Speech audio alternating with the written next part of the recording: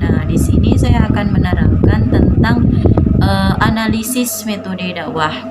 Nah, analisis itu adalah suatu pemecahan masalah. Proses suatu pemecahan masalah itu yang dinamakan dengan analisis. Nah, kalau metode analisis itu biasanya untuk mengevaluasi atau merencanakan. Itu adalah metode analisis untuk mengevaluasi dan merencanakan. Nah, di dalam agama Islam itu kan kita dianjurkan untuk aktif menyebarkan agama Islam. Nah, penyebaran itu kan dinamakan dengan yang namanya dakwah. Nah, metode dakwah itu ada berbagai macam. Kalau di dalam masyarakat, saya mengambil dari masyarakat ya. Kalau di dalam masyarakat itu biasanya ada dengan metode ceramah. Nah, metode ceramah itu kan seperti contohnya di dalam masyarakat mengadakan acara maulid. Nah, itu kan ada mauidhah hasanahnya. Itu bentuk dari metode ceramah melalui mauidhah hasanah tersebut. Nah, kalau yang kedua itu biasanya dengan maulid adhiba, mengajarkan dengan maulid adhiba. Nah, ceramah ini apa? Dakwah ini apa? Maulid adhiba ini kan biasanya kalau di dalam masyarakat sekitar sini, sekitar daerah saya, itu diadakan pada malam Jumat.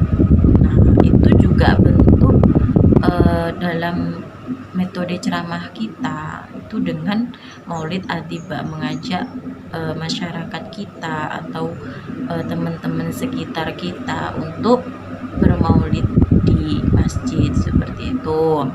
Karena untuk apa sih tujuan kita agar mengadakan acara maulid? Tujuan kita itu untuk lebih dekat, lebih mengenal dengan Rasul kita, seperti itu, Rasul kita Shallallahu Alaihi Wasallam.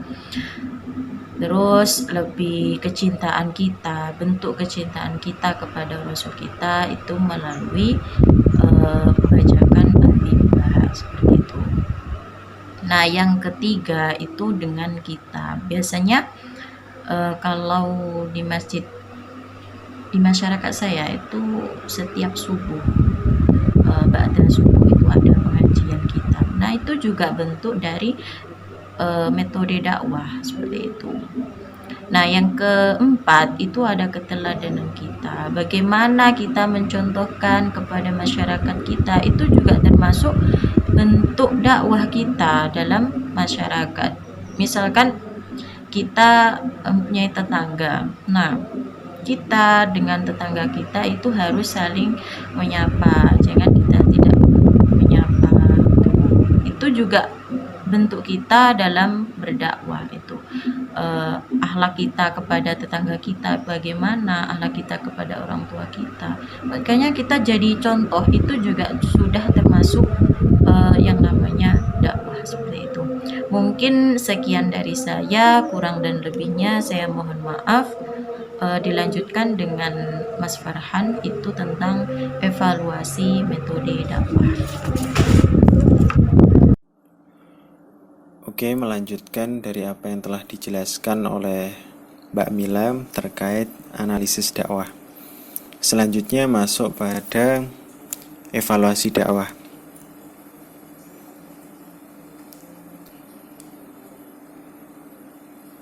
Oke, yang pertama adalah definisi dari evaluasi dakwah. Nah, menurut Munir dan Wahyu bahwa evaluasi dakwah adalah meningkatkan pengertian manajerial dakwah dalam sebuah program formal yang mendorong para manajer atau pemimpin dakwah untuk mengamati perilaku anggotanya. Nah, di sini tidak hanya mengamati dari sisi perilaku anggotanya saja, tapi juga dari pemimpin atau ketua dari dakwah tersebut.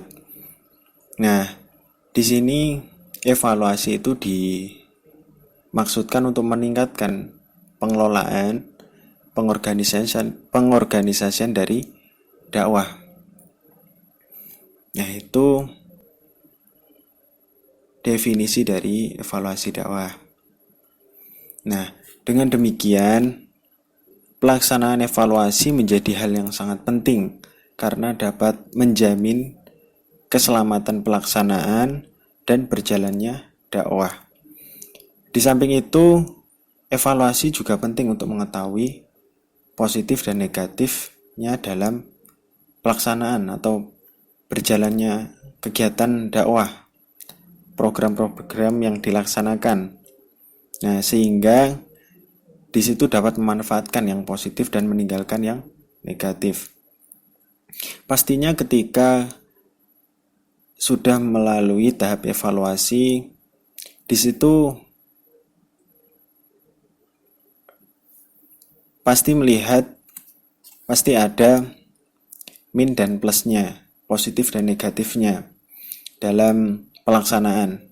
Nah, pada program-program yang dirasa itu dinilai kurang efektif, dikatakan itu negatif atau min dalam pelaksanaannya, maka di situ perlu yang namanya perbaikan. Nah, kita cari tahu kegiatan yang mana yang dirasa itu tidak efektif, tidak memberikan suatu penghayatan terhadap mat'u. Dan kemudian pastinya juga ada program-program yang dirasa itu sudah bagus, maka hal itu perlu dipertahankan ataupun lebih-lebih di-upgrade lagi, diperbaiki. Mungkin itu terkait evaluasi dakwah.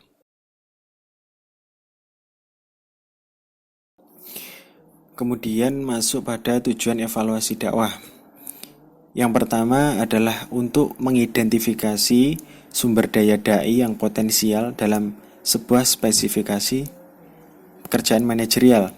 Nah, dimaksudkan ini adalah untuk mengidentifikasi potensi dai, apakah dai itu memiliki kualitas, potensi,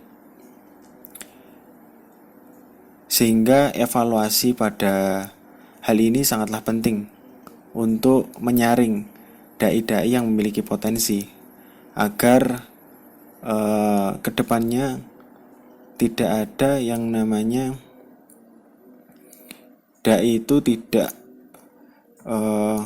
sesuai dengan kapasitasnya dalam memberikan suatu